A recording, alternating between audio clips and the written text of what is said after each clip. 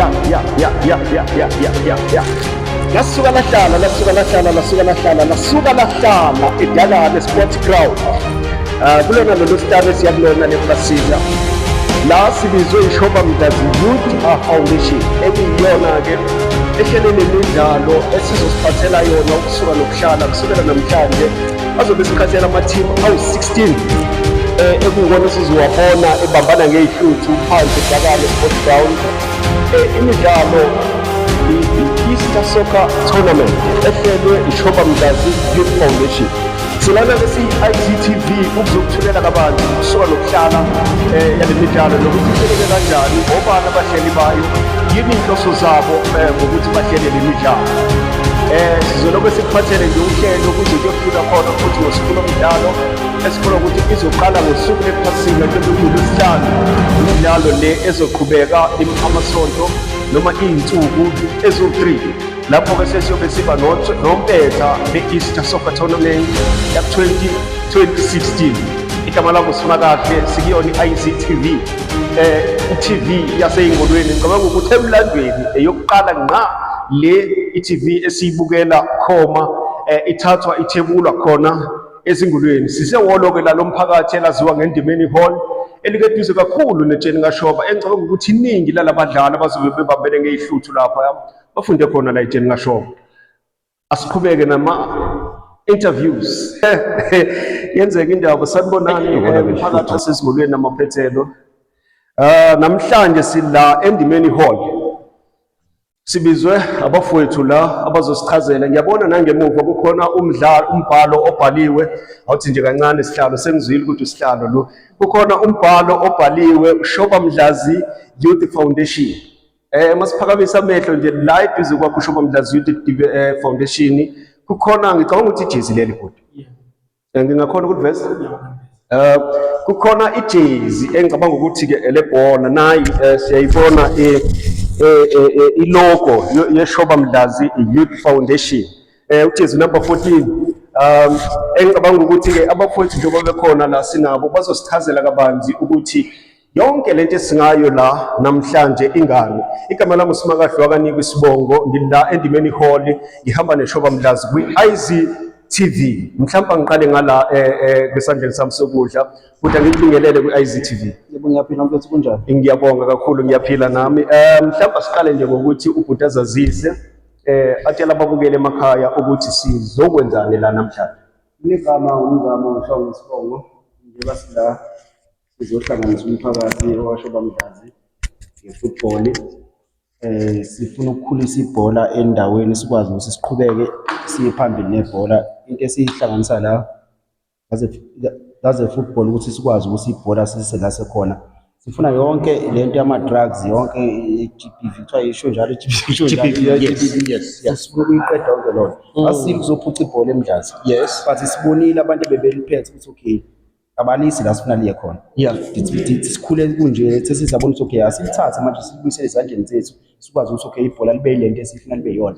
Because sifuna bonke abantu noma okuphi noma ukuphi akwazi ukubona ukuthi okay khona enye indawo ekwazi ukuba ne-tournament e-right, ekwazi ukuba ne-tournament, ekwazi uku-organize abantu babe bodlala siphumele siye phambili yabo. Because ekugcineni asikwazi ukuthi siloko sidlala sodwa. Noma sidlala and then bakwazi bonke abantu kusuka beze kuthina bazodlala. Ukhuluma indaba enkulu, ukhuluma indaba ye-GBV ekuyisihlaka-ke esihlasele ukuhlaselwa kwabantu abesifazane nabantu abasha, ukuthi ngale midlalo inhloso nqangi eyokwenza isiqiniseko sokuthi siyalwa nalesihlamba from a grounding. Abafana bakhulu befundisekile, abadlali babe nempokophelo eyodwa yokuya phambili, not yokugcina belwisana bebodwa, belisana nentsha, belisana nabantu besifazane. Shoba Mdazi Youth Foundation, sithatha usibeke ngeShoba Mdazi Youth Foundation.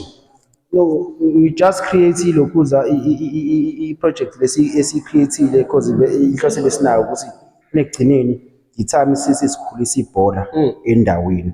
Masilikhulisa ibhola sifune bona nezingane ezikhula zibona ukuthi okay na into esikhona esi-right ikwazi ukuba emphakathini yenze ngendlela esifuna yenzeke ngayo, yabo. You understand? Yes. And then at the end of the day asikwazi ukuthi izingane mayikhula, izingane zingakwazi ukubona ukuthi okay obaba bakhulile still futhi sokwenza into eyenza uyibona. Funa izingane mayikhula zibona ukuthi okay likhona ushintsho lenzekayo endaweni, yabo.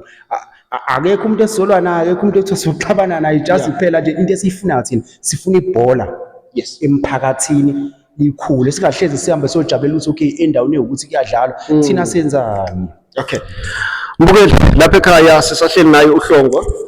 Siyathemba ukuthi kuningi esisazokuthulela kona, mhlawumbe yini esingayilandela njengamhlanje. Bengitholile ukuthi uhlelo lanamhlanje lizoqala ngo-11.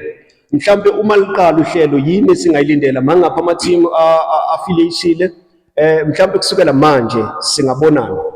Okay, ama-team esinawo ngizobe ngiye lapho awu-16. Okay, umuntu ozosivulela, umuntu ozobafundela wonke ama-rules, and then bese umuntu ozosenzela i-draw. Phela nokuthi abantu abakhona ukuthi yabo bakwazi ukuthi yabo i-refreshment yabo bathi ukuthi khona ne-refreshment, khona i-refreshment, amanzi akhona, ama-Coca-Cola akhona, bakwazi ukuphuza, bazokuphuza babe right yabo. Ngeke bese behleli la besibuza imibuzo bangaloko behlisa oswidi, bazobathola oswidi abazoloku bemungunya yabo, babe right, wonke umuntu la uzoba happy. Awu kunjalo-ke, kunjalo mbukeli. Njengamanje-ke ngiyambona omunye umfowethu lapha uyasayina. Mhlawumbe ake sizwe la uHlonga eyiphi yena indima ayidlalayo ezihlalweni zonke ezikhona. Ngizwile nanginesihlalo kade sibaleka la, mhlawumbe yena uHlonga kuyona i-organization ubambe liphi iqhaza? Hayi mina Okay, asibambe lapho kwamanje, mhlawumbe sizobuye siqhubeke ngokuza. Iyaqala manje bafowethu, ebesikuzele khona bangakufiki kodwa sinethemba bazofica ngendlela ngoba sibona baningi abakhona kunabangekho. So before siqale konke nje bafowethu ngokohlelo, ngicela i-team ne-team ngikhiphele umuntu oyedwa bazohlala phansi nasihlalo 1.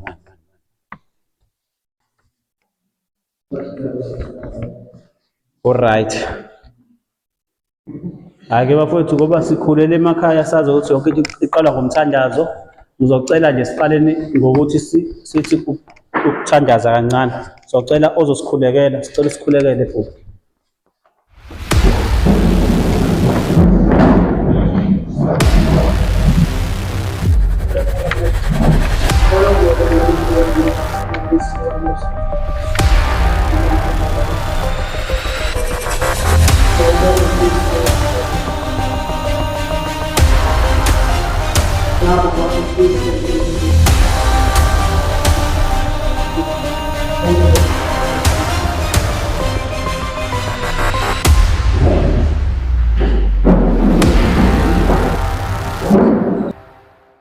Ngomuntu oqala, isikhulumi sokuqala esizokhuluma bekuyena umuntu ozosamukela nama-team awamukele bese seyaconfirma ukuthi ama-team ajoyinile mangaphi futhi lawo ma-team obani. Mndeni cela uze ngaphambili.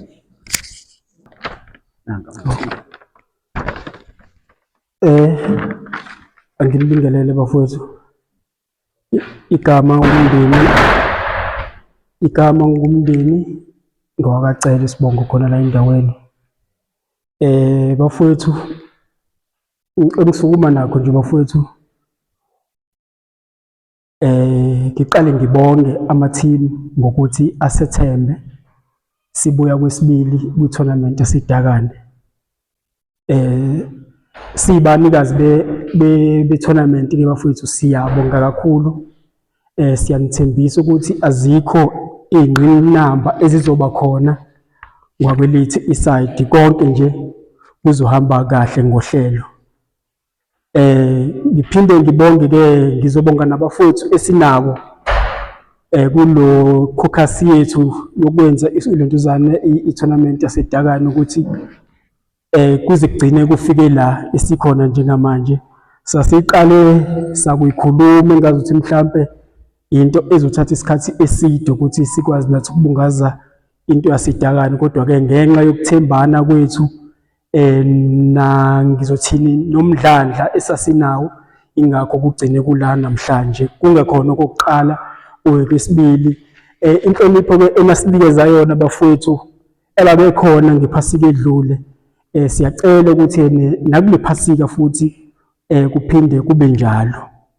Ngephasika edlule asisange sikuthola ukuphoxeka, asisange siwabamba ama-meeting, ayikho i-team yake yafika kuthina ya-complain-a nga-something. So ngiyacela futhi nakulo nyaka bafowethu kuphinde kube njalo, nathi sonihlonipha njengoba nani futhi nginicela namhlanje ukuthi siphinde sihloniphane eDakane.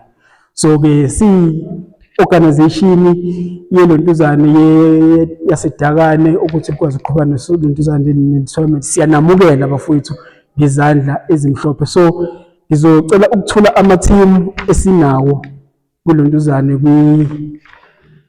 kwi-tournament. SineMonaco, sineMtobozi, sineMovers, sineBuffalo, sine-TP Mazembe, sine-Morning Stars, sine-Dangerous Darkies, sine-Hellenic, namaDumbeni, iZamalek, i-Island, i-Locally, i-Peacemakers, i-Woza Madrid, i-Melozi, i-Young Stars. Mhlawumbe abanye bazozibuza ukuthi ngoba kwi-post kwakade kukhona namantombazane, indaba mhlawumbe amantombazane ngingawathulanga. Kube kwaba khona izingqinamba ezibe khona namantombazane, kodwa lokho ngiyacabanga ukuthi ukhona ozoqhamuka emva kwami uzofike akuchaze. Ngiyabonga kakhulu bafowethu. So ngizocela bafowethu ozoza kokhuluma kwesibili,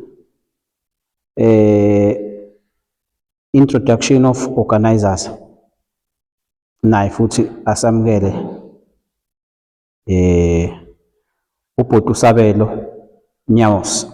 No, siyabonga kakhulu Magayo ukungithula. Angibingelela abafowethu bonke abakhona ehholo nababele ama-team la emva kwami egameni lebhola, siyabingelela. Njengoba sengithulile-ke igama lami nguSabelo Ntobeko Nyawose. Abafowethu laba ngisebenzisana nabo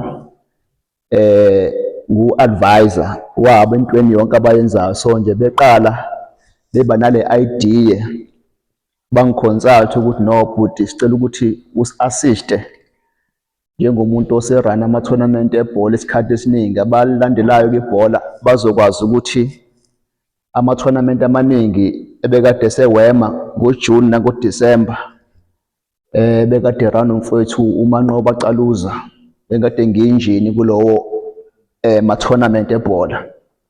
Sawamisa-ke ngo-2022. Ngiyokhumbula ukuthi kwaba khona isigameko la kufa abantu abathathu estadium bedutshulwa base-Eastern Cape.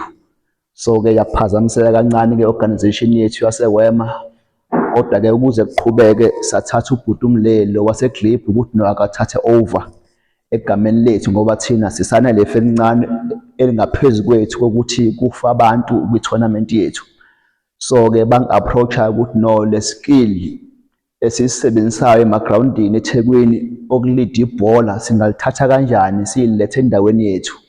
So-ke ngiyasebenzisana nabo just uku-advise nje ukuthi singayenza kanjani into yethu yebhola ukuthi ibe nokuhlonipheka, nesidima, nezinga elifanele, nama-team wonke nje aneliseke uma esebholeni, owinile ohluliwe ube phakathi nendawo, kodwa into ethi ibe ne-order. That is why nibabona bebahle sebefake ne-uniform yabo le abayibhalile, nibabonile umndeni bemile phambili lapha naka nomfowethu lapha emuva. Sizama ukuletha ne-order nokuthi into ibe negama. So-ke i-foundation yabo-ke ibizwa ukuthi iShoba Mdlazi, okusho ukuthi-ke isiteki uma siseDakane nibona le logo kusho ukuthi sobe sikhishwe ibona. Nanokuthi-ke sikuveze lokhu umphakathi ukuthi into yaseDakane ayinamnikazi. Okay, into yaseDakane ithi lowo onamandla ngoDisemba nangePhasika ukuthi lo mzimba ngawulekelela alethe ibhola elisezingeni elingaphezulu kwesiteki edlule. Singaxoxisana nalaba uma bethi cha into ozanayo ingaphezulu kwale besiyilethile thina, mhlawumbe singasebenzisana kanjani ukuthi siyenze ibe ngcono. Kodwa njengabantu aba-advisayo asikwazi ukuvumela into yokuthi sithi isiteki besikade silezinga, uthi wena uyabuya uze eDakane uza nesiteki uzoshaya into engaphansi kwezinga elidlulile. Lonto uma ibiza ukuthi kumele sikuconfront sixabane kuyoba njalo because inhloso ukuthi lesa siteki sibe sezingeni eliphezulu.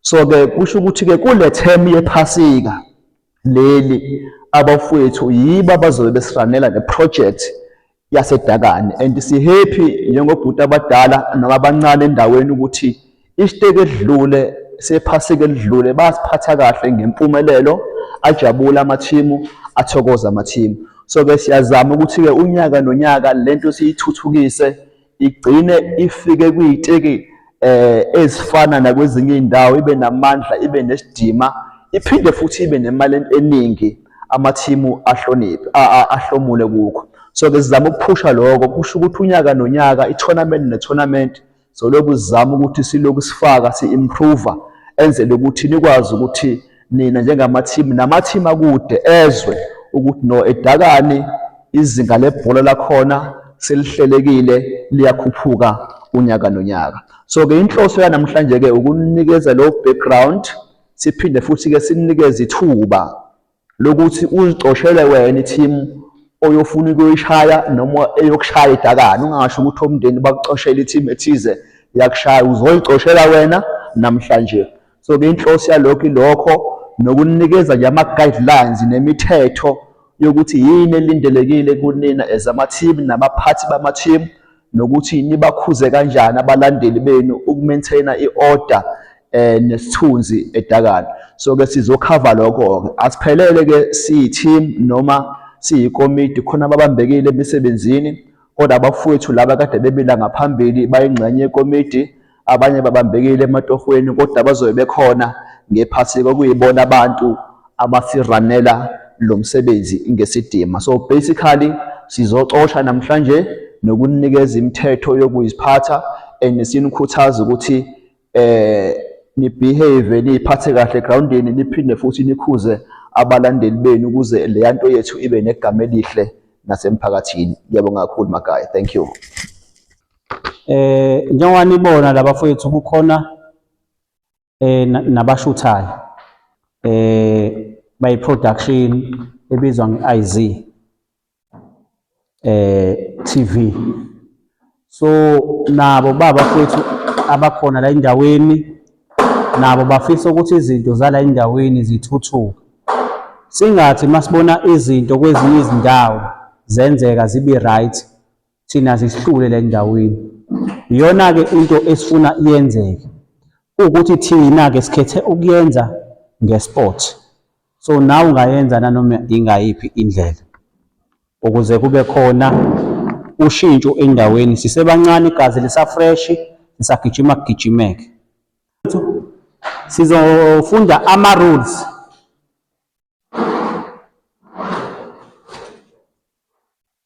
Sizofunda ama-rules esizobe siwasebenzisa eDakani.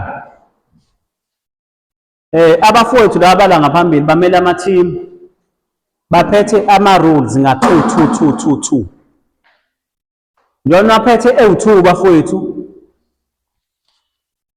uzowasayina o2 le mininingwane ebhalwe la, uzowasayina nje amagama akhe wonke wona o2, bese eyodwa uyibuyisele kuthina, eyodwa uhamba nayo uyoyinikeza i-team yakho, uzofika nayo eDakani.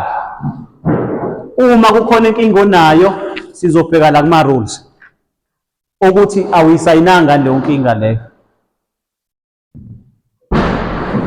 Ngathi niyangizwa bafowethu, ningayiphuli imithetho ela,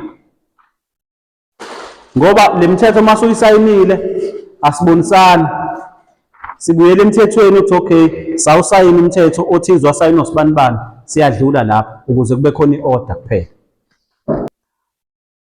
Sizohlabela mgama angani wabe seyifikile indenye i-team bafowethu, ngathi khona i-team beyishoda ikakufika. Okay, bayeza kodwa. Okay, so ngizocela isikhulumi sesithathu.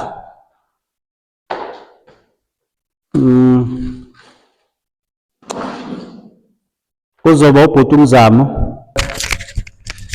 Sanibonani bafowethu. Ngicabanga ukuthi abaningi-ke bayangazi uSimakahle lo wakanika isibongo. Uthi ubhuti udedela u-cameraman. Mina ngizothi-ke ubhuti udedela i-IZTV. Bafowethu ngilana ngilethile umabonakude. Sikhule sazi ukuthi umabonakude thina. Kodwa-ke manje sesibukela eduze ngoba nangu ngubhekile ubona lo engikwenzayo.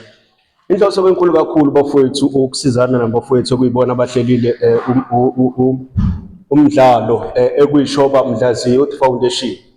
Kuyinhloso yokuthi sidrage wonke umqondo yabantu izohlangana nathi la kule organization. So kufanele-ke sizame ngayo yonke indlela ukuthi yonke into esiyinikezayo umphakathi iyawuthenga umqondo wayo, nathi futhi senza ngakho konke okusemandleni ukuthi sihlele siziveza kuwona siyibantu abayiqondayo into abayenzayo.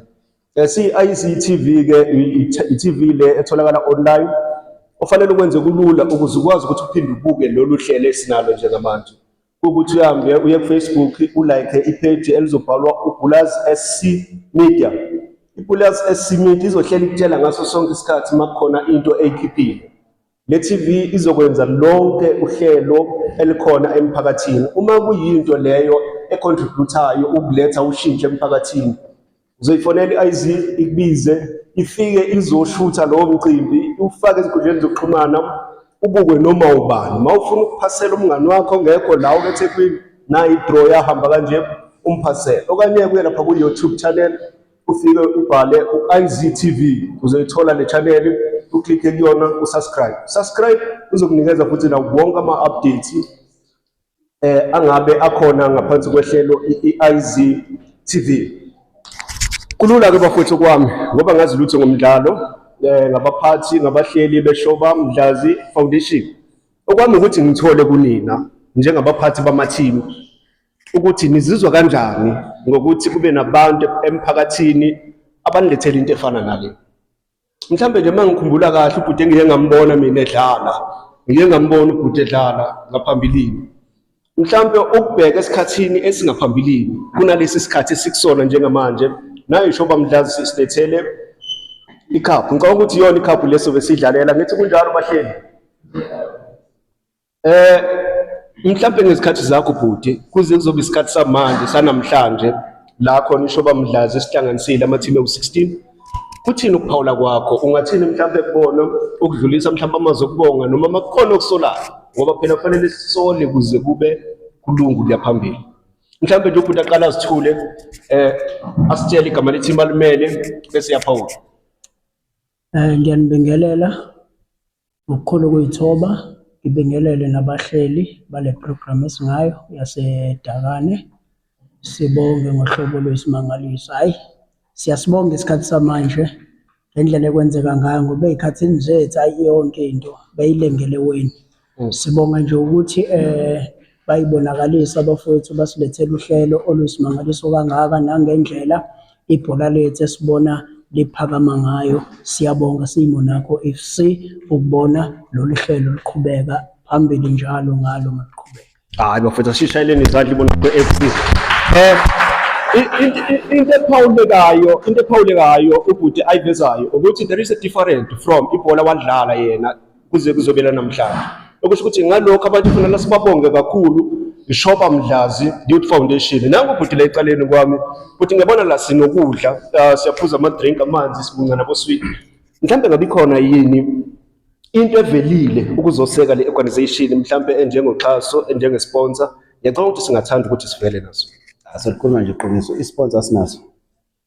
Isponsor nje into engekho, ngifuna ihlale ey'ngqondweni zabo, isponsor asikho, noma behleli bebala imali abangena ngayo bayazi nabo ukuthi okay, awukhami ukuthi kubekwe imali kanjena iqhamukaphi. Isponsor asikho mfethu, imali engene ephuma emaphaketheni ethu. Mhlambe futhi uma uthi imali ayikho usushilo ukuqhamuka emaphaketheni abo ishoba Mdlazi, awuthi simthathe nangu ubhuti ungabizohlala phansi ngilungu asifanele sikufake kwi-TV. Nangu omunye wabaphathi beshoba Mdlazi Foundation ekuyiyona ehlele le midlalo. Uthi labo sweet asibadlayo niphumanga emalini yenu, lama-drink esiwaphuzayo awakhokhelwa ngama-team. Ngabe kuyiqiniso lokho? Mhlambe nje uqala ubhuti azithule, athule ne-team ayihambele. Yabela iZamalek. iZamalek. Ubhuti bani igama nesibongo? Ngizondile Ceshe. nangu umzwandile wakaNtsebeshe futhi sifuna confirm ukuthi uqinisile yini. Asikwazi ukuthi singabusa kangaka kuthiwa co-sponsor. But ikhona imali mhlawumbe ekhokhwa ama-team ukuthi sehlise sidle buswini. Ayikho. Ivelephi lento esiyidlayo. Akithi indlela abasixhase ngayo. Bafowethu sheleni njalo ishoba mjazi izandla ezinkulu. Lokhu-ke kuwubufakazi be-dedication from kwishoba mjazi engiyibonayo mina manje ukuthi izimisele kangakanani ukuletha ushintsho. Ushintsho ngeke lifike nabantu abazoletha isponsor. Lizoqala kuthina. Sazi ukuthi into esiyenzayo fanele sizinikele kuyona kanjani. But kukhulunywa into eziningi la mayelana ne-safety, ukuziphatha kwama-team. Sisazoya ku-draw. Mhlawumbe ngingathini ukuphawula kwakho isikakhulukazi ekuziphatheni kwama-team uzozithola uthola i-team ekuphathele ngiyabona. Ngibingelela bonke abantu abakhona ngaphakathi ehholo. Igama lami uSinakho wakhwela i-strong support somtobozo ama-Blue Nation. Ngize la ngizomela i-team la ngizocosha la. Khulunywa izinto eziningi la ngokuhloniphana egroundini. Manje kumele ke silandele wonke ama-rules.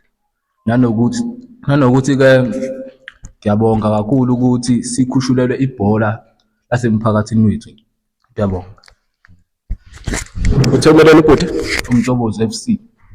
Umele uMtobozi FC, ubhuti bonga kakhulu ukuthi sithole abantu abazokhathalela ibhola ukuthi likhule endaweni yakwaShoba Mdlazi. Nangu uyamthatha.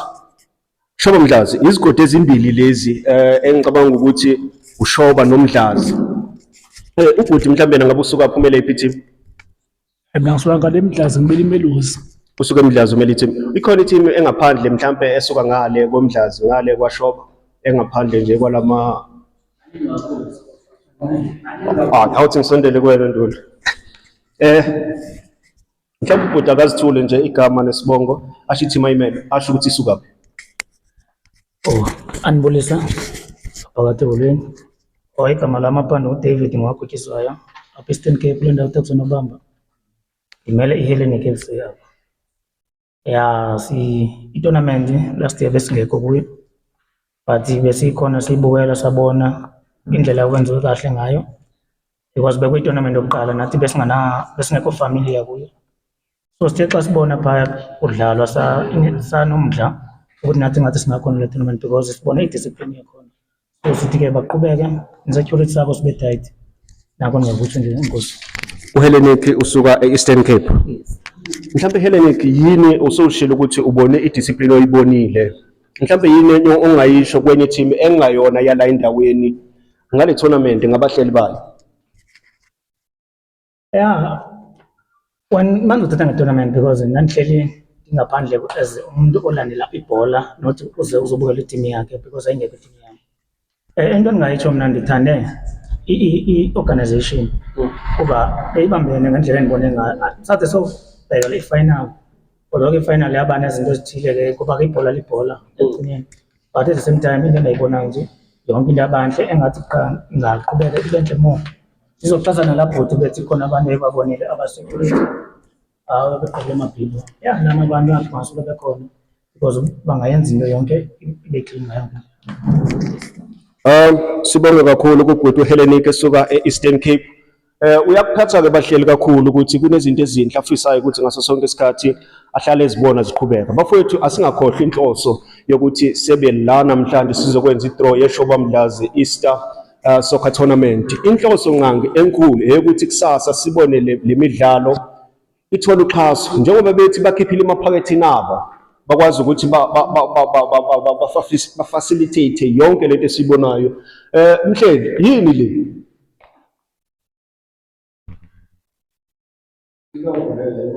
No, sengisho nje le iphelele yonke.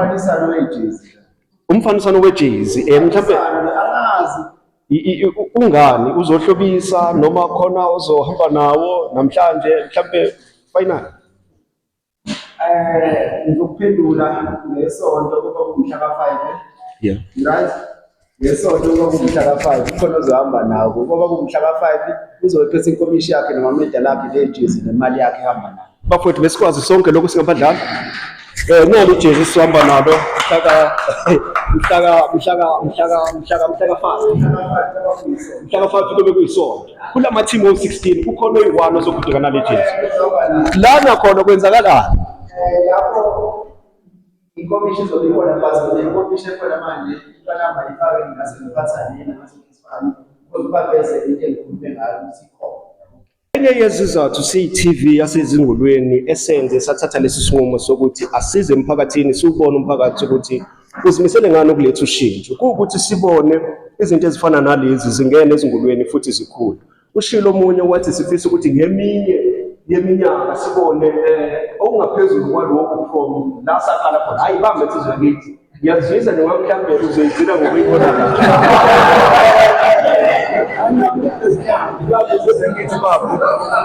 mhlawumbe-ke ngele nje kokuchitha isikhathi ama selungile ama-draw uzongithipisa bese liqhubeka, mhlawumbe siqhubeka nabanye emva kwayo ama-draw.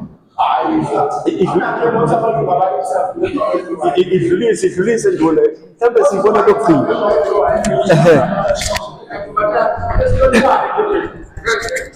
No, asibonge kakhulu, mhlawumbe angikudedele uqhubeke ne-draw, sizobuye sifinyelele ngala kuba abalandeli noma abaphathi bama-team noma abadlali abaphelezele, sizobuye sibuyele futhi nakubona. Okwamanje ake mhlawumbe siqhubeke nohlelo le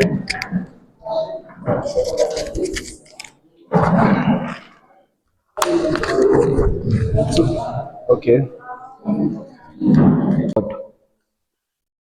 Konke okukhulunywa la khona ongakuzwanga. Khona abantu abangezwanga ukuthi kuthiwani, but into abayifuna iyodwa.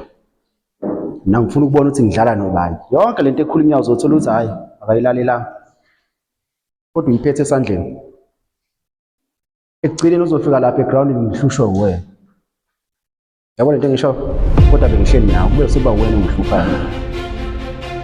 Elabekwa umaka mina ngabesifikazi. Ekon lo. Benzelo ukuthi ngani manje kangiphepha. Ngokula nje.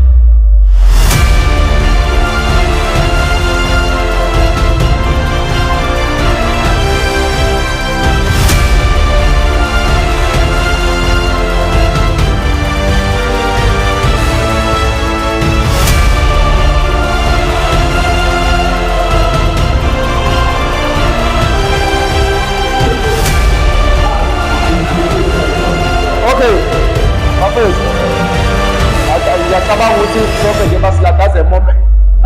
Nje bade ukhuluma wathi awulona igwala, qhubeka ungabi lona igwala. Yabo nje bumincile. Ukuthi ungamxoshi ubani uzomxosha. Hayi TP. Ngakufisela ukuthi wena ngeke ngivele ngithola igame yokuqala ikuseni. Nosivulela iground. Wena ngehele ngikile. Ngathi ngavele ngithola igame yokuqala lambe novula iground ngabani. Njengathi bekho balandeli nobabili nje ngo8 embonosivulela iground. Mina nobabili nginenkinga.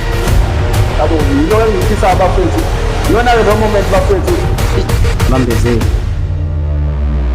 Ngizofunda i-team ngisho ukuthi you home, ngifunda i-team ngisho ukuthi you away ngokulokhoza.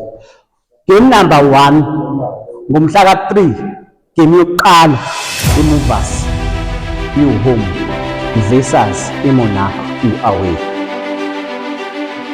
Game number 2 Peacemakers home idlala neMorning Stars you away.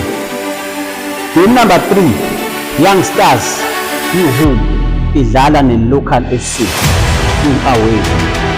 Game number 4 iTP Mazembe versus iBuffaloes you away iBuffaloes. iZamalek you home izobe idlala neHellenic Game number 6, Meadows versus Dangerous Duckies. Igame leyo yokugcina ngomhla ka-3 ngoLwesihlanu. Mtobozi Ubuntu udlala namadumbe away ngoMgqibelo ekuseni ngo-8. ngoMgqibelo ekuseni igame yokugcina ye-first leg Island versus Mozambique. Bese-ke bafowethu sesibuya-ke kanje. Kuzobe lamagame azodlala ekuseni kuzobe kusayi-first leg nakhona. Then ama-team la kade dlala ngayizolo awina, wonke ama-winners angomhla ka-3 azoqedela ngomhla ka-4 ngoMgqibelo. Bese lama-team awu-2 adlale ngoMgqibelo. Lamagame awu-2 njalo. Umtobozi, Madumbe, Island neMozambique azophinda adlale futhi lawo ma-team ngoMgqibelo. Futhi wona azodlala kabili. Uzofika udlale ekuseni uwine, dlala ikinye igame iwine, ama-winners alapho ayodlala ekugcineni wona azovala ngoMgqibelo. Bese siqede nge-second leg. Bese sekusele lapho ama-team azodlala ngesonto kuvala i-tournament. Ukliye bafowethu. Ama-team azophinda kabili ama-winner angomgqibelo ekuseni azophinda adlale ngoMgqibelo ntambama. Senzela ukuthi angasho umuntu ukuthi kodwa bafowethu nangigqila cha, sikunikeze 2 weeks wonke hamba mawuthi uyagawula uyogawula. So ikanjalo bafowethu. Ohome nikhumbule indaba yamajezi ukuthi amajezi siyawadinga kakhulu ukuthi aze angafani. Enye into engiyicelayo ukuyenza njengamanje ngicela umthetho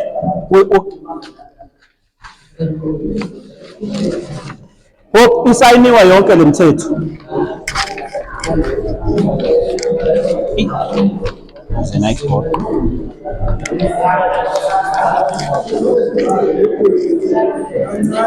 Imake ngiyeza mfowethu bafoncela umthetho.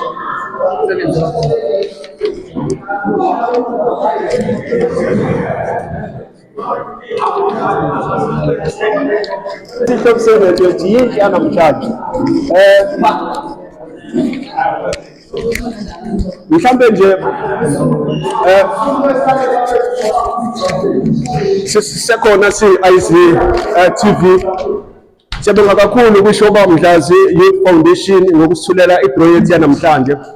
Ngizocela nje bafowethu ukuthi sishayene ama-interview mhlambe nje 30 to a minute ngokuqhatheka kwama-team. Mhlambe ngizocela unumber 1 no-number 2 uvenuze ngaphambili nje siyenze lento ngale ndlela ehlele yenziwa ngayo. Sijwayele ukuyibona lento yenziwa ku-TV. Namhlanje siyenza live esikolweni endimeni hall. Ozani bafowethu, ozani. Ngizosendelana. Uba noqoshelo number 1. Uphathe yini team? Movers. Ubhuti la we-Movers igama Sibongo? Igama Andile wakacele omele i-Movers. Uqoshile unumber 1 udlala nobhuti igama ne-team. Samuel Nyose omele team iMonaco. Awukusona emadoda.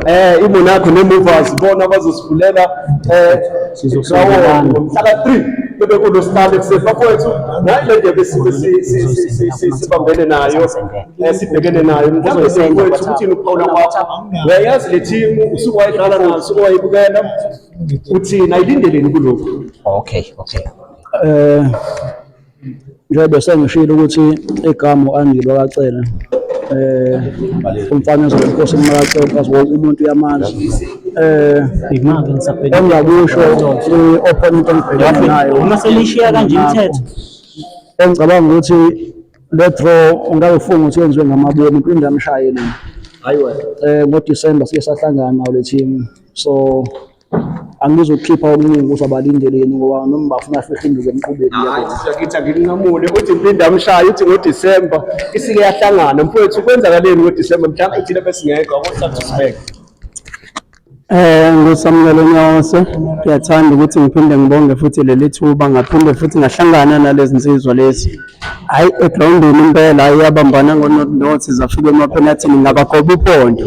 Ngifisa ukubeka kule manje vele kuphelele enkundleni singasayi emaphenathini ngoba bayahluleka bayazazi nabo. Siyabonga. Bafowethu sisheleni kakhulu into nakho le-Lupus. Izohlangana ngomhla ka-3 esovula ground number 3 no-number 4 sesiyaphuthuma. Peacemaker and Morning Stars. Number 3 no number 4.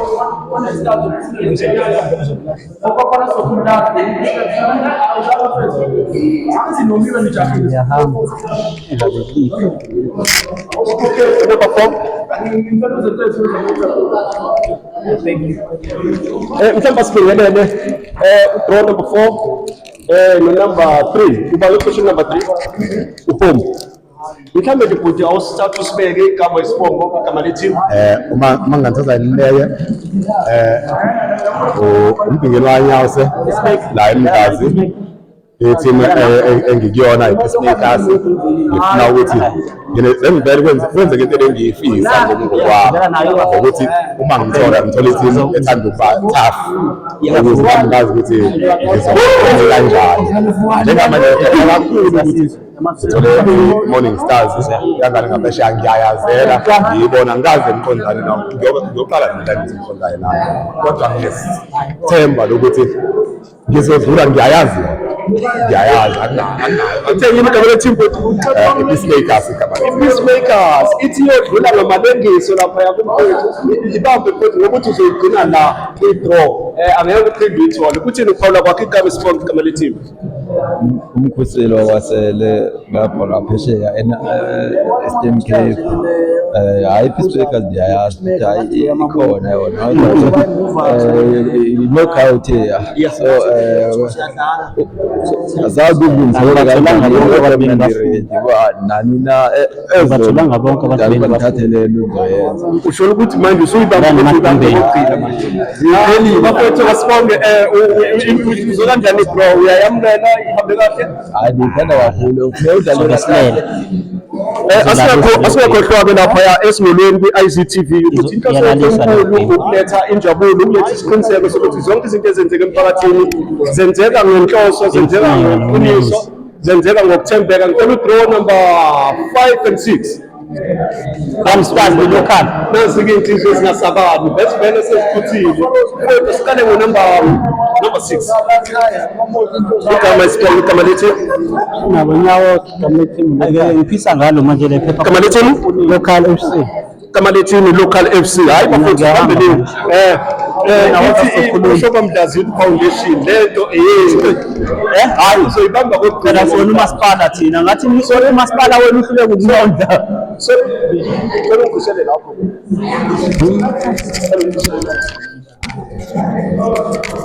Open nje manje izicishe izicishe zoba ngumsini ya asibingelele-ke mfowethu igama nesibongo igama leteam Igama lami Sinabo Nyawo Simeni Local FC. umeni Local FC uyayazi opponent sokuwahlangana nazo sokuwayibona igama leteam futhi Young Stars. Young Stars Ya ngiyayazi ngangayiboni. uthini iyadlula uyasanda Ngiphawula ibhola ngaweni kodwa ngobami ngiyishaya. umfowethu siyazwela-ko uthi umfowethu akakuniki lutho enkundleni kuthini ukuphawula lakho igama negama leteam siyona Igama lami nguSifatha ngokwazango Sibongo. Into engasiqale ngikubulela nje Ishoba Mdlazini Foundation sibulela kakhulu ukusondeza i-tournament enhle kanjena. Umfowethu ke udlala no-local Young Stars so usavuka umfowethu andiqondi bangazavuka ngami ngoba noko i-tournament yokuqala lethi zalethi kunento engiyibonayo la akafuni ukukunika inkomile angibosho ukuthi eqini kwamabishaphathi awusukaneni madoda siyi-ICTV sikuthulela umdlalo omuhle kakhulu ohlelwe Ishoba Mdlazini bafowethu sebonga kakhulu sawubona egrandini asithole number 7 number 8 number 9 ngithi 8 and 9. 8 and 9. 7 and 8. Okay. 7 and 8.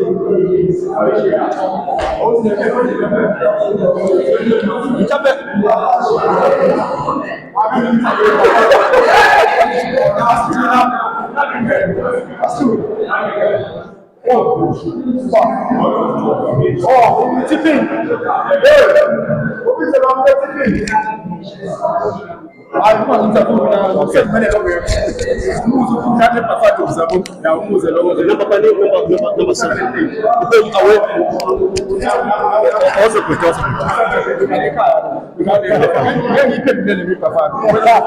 Mhlambe lesisekhona endimeni iholi ishoba youth foundation ukuthi sicela usazise wasise igama leteam.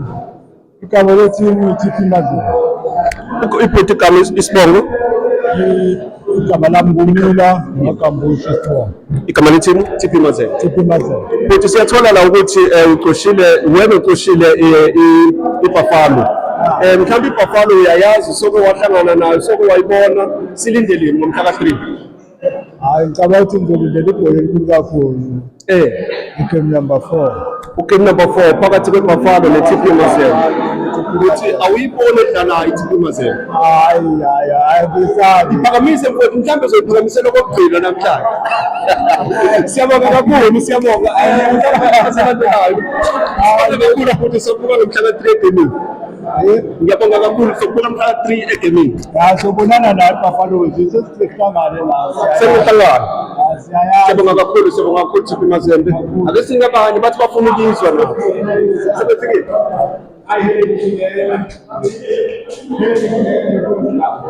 Awu sukani madoda ubona uxeshela uhome ubona uxeshela away. Mina ngekhaya. Ukekhaya asizwe igama nesibongo igama leteam unazo lo kanselesha. Ithi ngimele iZamaleki. Siyabonga unazi umele iZamaleki wakaNtsebeshe isibongo. Good. uDavid lo akuthiswayo ngelo yele ngigaba.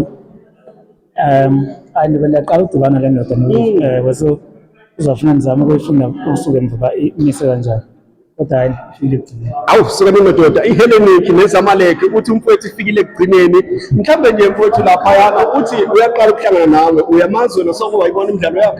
Ya ngilike sengemdlalo naye amaplani okumhlelela khona i-team engihloniphayo edlala ngokukhulu ukuzimisela kodwa sizozama ukubophela amaqhinga ngoba ayisazi lekwazi ukuphela i-team engakaziyo. Akubongele naye akubonge lapha kuyishoba Mdlazi Youth Foundation. Uthini ukuphawula kwakho uyayazi le vibe emidlalweni owaba nayo mhlawumbe nje ake ngithi ezingulweni yonke. Ya ngibonga kakhulu ukubuka ukuhleleka kokuzala sizocosha ukuthi nangelinye ilanga sibone into esiyenzayo ihleleka iba yinhle sikhula ngokwesports sebhola nasedakani. Kuyisifiso sami esikhulu ukubona abalandeli leziphethe kahle njengoba nami ngiyiZamaleki kuthembisa ukuthi enginabo ngingabafanisa nalabafana abasemamelodi ukuthi bayithime ezocishe ihleleke ngokwabalandeli.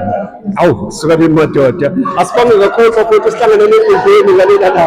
Asibonge la 11 and 12 and 10 and 12.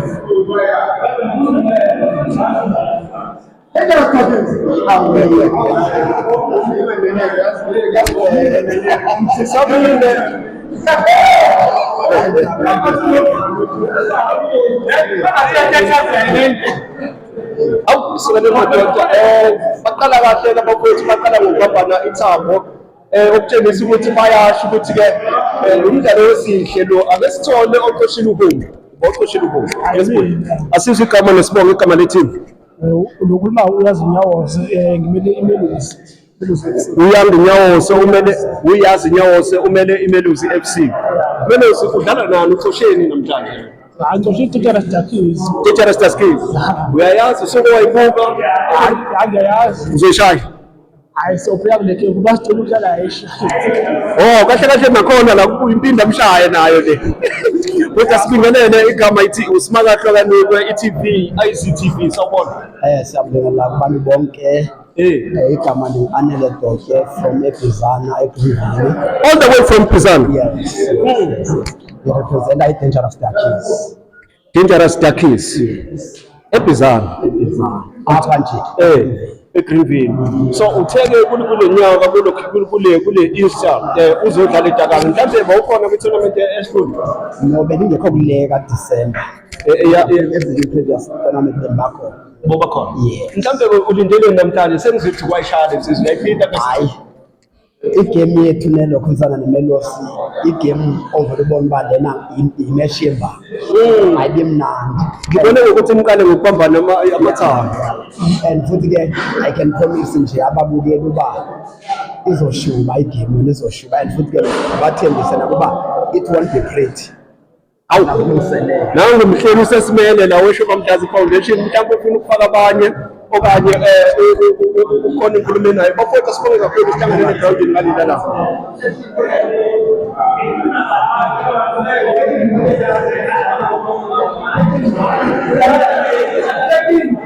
ayibona ngoba awu sikabe madoda mangithi ngiyabheka-ke la imali iyefana ngazi nomntu usho ibhola nalo liyafana yini asithathe u-Potentile Home ubani fethu igama lethi Sinakokhwela. igama lethi Sinakokhwela uqoshele Umtobozi FC. Usinakokhwela uqoshile Umtobozi FC ubhuti usigqi igama lethi Imadumbe United. Imadumbe United neMtobozi FC baqoshile ke uHome FC uzobedlala ekhaya. Mhlambe nje akuchaze kabanzi Mtobozi usekhaya uyawazi amadumbe Dumbe FC. Ya siyazana impela ukuthi nothi sidlala kanjani siyazana impela ukuthi asikaze siqondane. Anikaze niqondane. Mhlambe ungabanikani kule tournament esiyayona mhla ka-13? Ngingabanika nje noma 2-1 ke lesithi noma nje u1 lo mude. Awu sukanini madoda Nkosi. Lesizwe letsizwa ithi ayikuniki lutho egroundini. Lindela u2-1 isibhaxo nje singasukumi phansi. Uthini uPaula kwakho?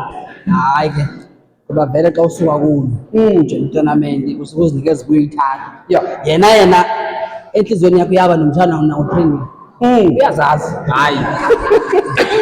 Yabona ke imnandi lena inamabhuku phakathi nokuthembisa la. training izawulindela uyazi nayo Hayi ngivuma.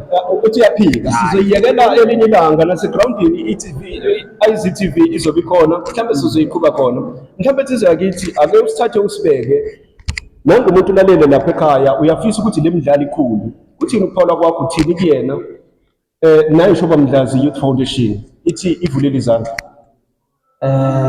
engakusho nje ukuthi singumphakathi masizeni sizosupporta abantu abasiqhaqhisileyo and sikwazi ukubahlonipha sibanike indawo yabo because into abasizidlalana inhle kakhulu ipasi ngedlule nalikhona sayibona indlela siphethwe ngayo kakhulu right wadlala kanjani lahlala neBuffaloes yathakala hawu ikhona okay asike kulona isuku lelo uBuffalo yikho bafowethu asibonge kakhulu mhlambe sikubeke kucaca ukuthi ngosuku la ngomhla ka-13 kufanele silindele ibhola lamehlo cathi igame yokuqala ngosuku lesibili okuwumhla ka4 usethe umfowethu lana ubanikeza u2-1 abazobanika wona nje ovuthayo futhi umfowethu bakulindele no3-0 asibonge mhlawumbe sekhona le draw Ngoba kuhlangana izinkunzi ezimdwayidwa impela lapho sizobe zihlangene. uthi akakuniki nenkomiso ngoba manje usekhona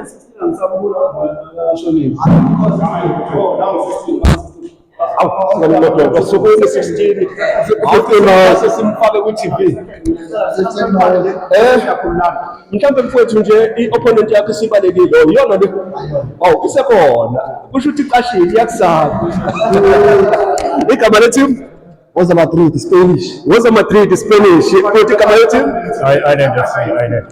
Island FC ne Woza Madrid Island ayiqale ngawe uthini uPaula kwakho ngohlelo lomdlalo indlela ehlelwe ngayo uyachuliseka Ngiyathokoza kakhulu mhlawumbe umnikani ubhuti la uthi uyasaba hayi udlala ngami mfowethu ngisaba kona nje futhi ngiyabona ukuthi hayi ngomhla ka4 yoshuba ngempela kwamna ngoba ngimqala kahle kakhulu ukudlala ukuthi umqala ngoba usuke ungazi lutho ngayo so hayi ukahle kakhulu utraining nje uzothola mfutha awu suka nemadoda futhi sikagula isikole sizokithi asiphendulele angiphikisani naye ngefuthi elivumelani naye qala nenze ibonga nje intosi yanamhlanje beyimpumelelo sikulomphakathi walana nathi suka ngapha ehlolweni lebizana ngizothanda ukubulela nje ngibonga le nto ithile endinikweyo noko nithi hayi oqhawula lo bathi alenze ukuthi sisho isikho sakhe mina kodwa kusala ndiyazi uba ndizoyigemelana nayo phaya late awusukeleni madoda lokho kusho ukuthi-ke ngokusobala uyadlula umfowethu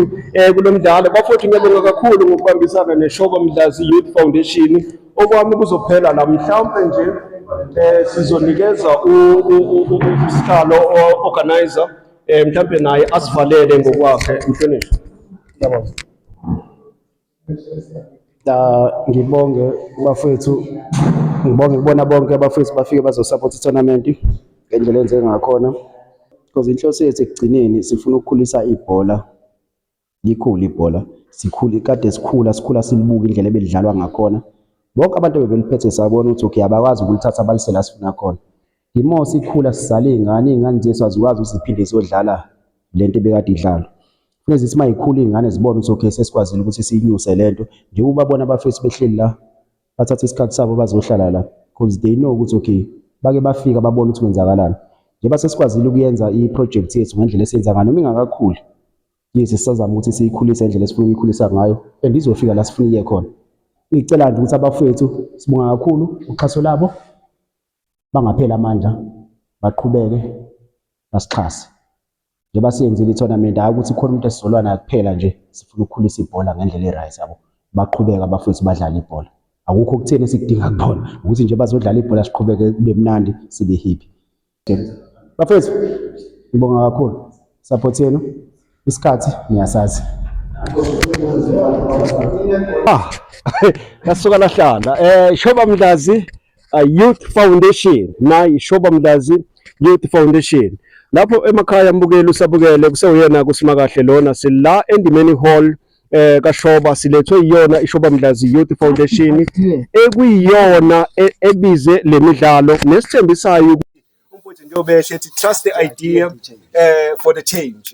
Njengamanje ke sinabo abafowethu la, sino osihlalo ubhuti Mngeni Cele, sibe nocelo kuhle uzosichaza ke yena ngoba bengingakomuzi ukuthi eyiphi indima ayibambile ngala eceleni kwami. Umfowethu bekuyena besithulela uhlelo le-draw lento esihlangene ngayo, ubhuti bani igama Isibongo, uMzamo uhlongwa Isibongo. But ke ake siyekele kubhuti ucelo kuhle Cele okuyena ozosithatha sibeke nanokuthi size ngani la, yini inhloso yabo, bafisane mhlawumbe emntwini angambuzwa lapha emakhaya bakwazi ukulalela. Sanibingelela nonke emakhaya ababukeli be-IZTV. Ucela kuhle, ucela Isibongo okhulumayo, omunye wabo-organizer abakhona kwiShoba Mdlazi Foundation. Foundation nje equkethe i-youth yakhona kwaShoba Mdlazi, iqalwe i-youth yaShoba Mdlazi ngenhloso yokuthi sifuna ukushintsha umphakathi wethu through isport, ngenxa yokuthi umphakathi wethu uyaziwa ukuthi uke wa-affectwa izinto eziningi before early 90s. Kwaba khona izinto ezingenelelayo emphakathini zawuhlukanisa umphakathi ezepolitiki. So thina ngesport sithi lezo zinto azidlule, siqhubeke sihlale ndawonye, sibe munye, sidlale ibhola. Konke thina esikwenzayo sikwenza ngebhola. So inhloso yethu enkulu nje ukuthi sibe united siwumphakathi, especially i-youth. Siphinde futhi sigqugquzele ne-youth iphume kakhulu kwizidakamizwa, iphume entweni ezibhedayo. Si-against-ke izidakamizwa, si-against i-GBV. Sithi nje siyayikhahlela kakhulu, sithi red card kuyona. Siyabonga-ke kakhulu usukwini lanamhlanje bekuyisuku le-draw ebeyenzeka etsheni likaShoba endimeni hall, beyenzeka ngo-11 isikhathi 11 AM. Yenzekile-ke i-draw, isiphumile, sizoyikhipha kuzona zonke iy'nkundla zokuxhumana. Ibhola lizoqala ngomhla ka-3 April ngo-8 ekuseni, liyoze liyophela ngomhla ka-5, kuyobe kuyisonto. Siyanxanxa umphakathi kakhulu ukuthi usixhase, usondele kakhulu kuthina, usixhase kakhulu ngokuba khona kwawo, uzosisupport ngayo yonke indlela, ngoba le midlalo ayigcini ngokusiza ngokwebhola kuphela, even nangokomnotho. Umnotho wethu uyakhula, kukhona abazali abadayisayo lapho idakana, izingane zilale zidlile, bathenge abantu ekhaya kulale kudliwa. So siyagqugquzela kakhulu umphakathi ukuthi uphume ngobuningi bawo ozosixhasa, futhi siyagqugquzela nokuthi uze uziphathe kahle umphakathi. Bese-ke okunye, siyacela kakhulu emphakathini nabantu abawakhele nezinye-ke izindawo, izikhulu ezikhona ezingaba nawo amandla okulula isandla, siyazicela kakhulu ukuthi zisondele kakhulu ngoba konke lokho esikwenzayo sikwenza ngemali ephuma emaphaketheni ethu. So asinayo nathi imali, sabantu nje abazamayo nokuthi sifisa into enhle. So siyacela kakhulu izikhulu ezikhona nezibonayo nezomphakathi ukuthi zisondele kakhulu zisixhase ukuze into yethu izoba nenqubekela phambili, ibe yinhle, ifike kulezinga esilibonayo, neyethu imidlalo esezingolweni esigodini sakwaShoba Mdlazi ibe sebalazweni, imidlalo igcine seyaziwa kakhulu kwi-province, even nakumanye ama-province angaphandle. So siyacela nje kakhulu ukuthi iziponsa iyona nto esiyidinga kakhulu, zisondele zisixhase, iyona into esiyinxenxa kakhulu. Nanoma ngabe yini umuntu angasixhasa ngayo, singayijabulela kakhulu. Siyabonga kakhulu nakuyona i-organization yonke, usihlalo, ukuya kubona bonke abantu ngokwezikhundla zabo, siyabonga kakhulu. Siyabonga nawe ibhulasi, ngiyabonga. I-TV siyayibonga. Mhlambe umfowethu engakuhambi nje uphatha indaba enkulu la, indaba yango-95 lapho khona esithola khona ukuthi indawo yakuShoba Mdlazi ya-affecteka ngezimo zezimpi yamaqembu phakathi kwababili. Mbukeli lapha ekhaya enza kanjena, landela ipage iBhulazi SC Media ekuyilona elizokuthulela konke ngemidlalo yeShoba Mdlazi Youth Foundation. But okuhamba phambili kakhulu futhi bayakuveza ukuthi konke abakwenzayo basakwenza emaphaketheni wakho. Okwethu si-IZTV kuwukuthi sithathe iy'nhloso zabo, sithathe imibono yabo, siyilethe direct kuwena lapha ekhaya. Noma ngabe kawusesona isikhulu, kodwa loyo nto ongakwazi ukuthi unikele ngayo noma ulekelele ngayo ekuthenini le midlalo esiyibona iqala la namhlanje sibuye isibiba futhi ingapheli kuphela kulo nyaka, iqhubeke nangonyaka ozayo, ikhule ibe sebalazweni. Kunemidlalo ekuthiwa makukhulunywa ngayo efana noJolvet soccer tournament, wonke umuntu uyazi ukuthi kwenzakalani, athathe imiqondo wakhe awufake khona. Yilokho esifuna ukukuthatha sikulethe right here ezingolweni kwaShoba Mdlazi esigodi, sikwazi ukuthi sikhule sonke sibone iShoba Mdlazi Youth Foundation ingena futhi nakwezinye izigaba zokuthuthukisa umphakathi. Bafowethu, akhona ama-page enitholakala kuwona weShoba Mdlazi Youth Foundation? Kukhona i-page yebo.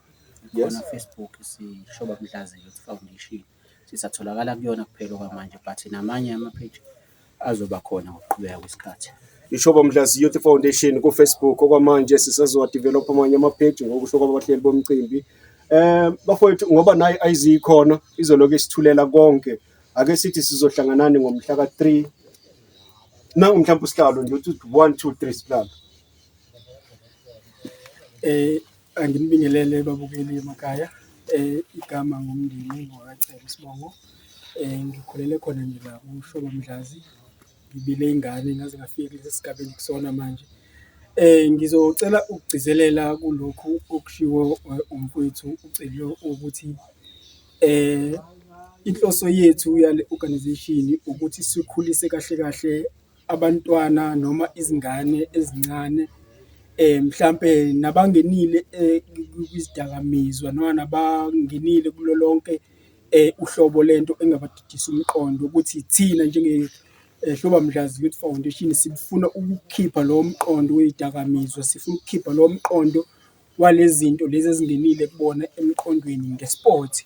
So ngifuna ukuthi-ke njengoba seshilo ukuthi okuningi esikwenzayo sikhipha kakhulu emaphaketheni wethu, amaphakethe ethu asebenzayo.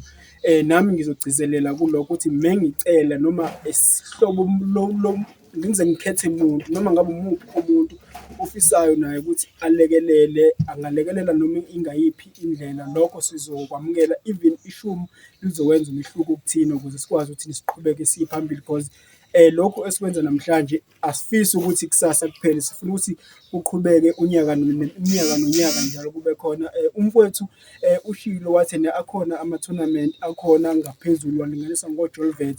Nathi siyafisa ukuthi kwesinye isikhathi iDakane izifike kulezi ngaloJolvet namanye ama-tournament siwabukele, sihambe siwabukela koNandi lasuka lahlala into kanjalo, nakhona kugcine iDakane soccer tournament ifike kulelo zinga kanjalo. Ngiyabonga kakhulu mfowethu. Bafowethu, hhayi asibonge silindele.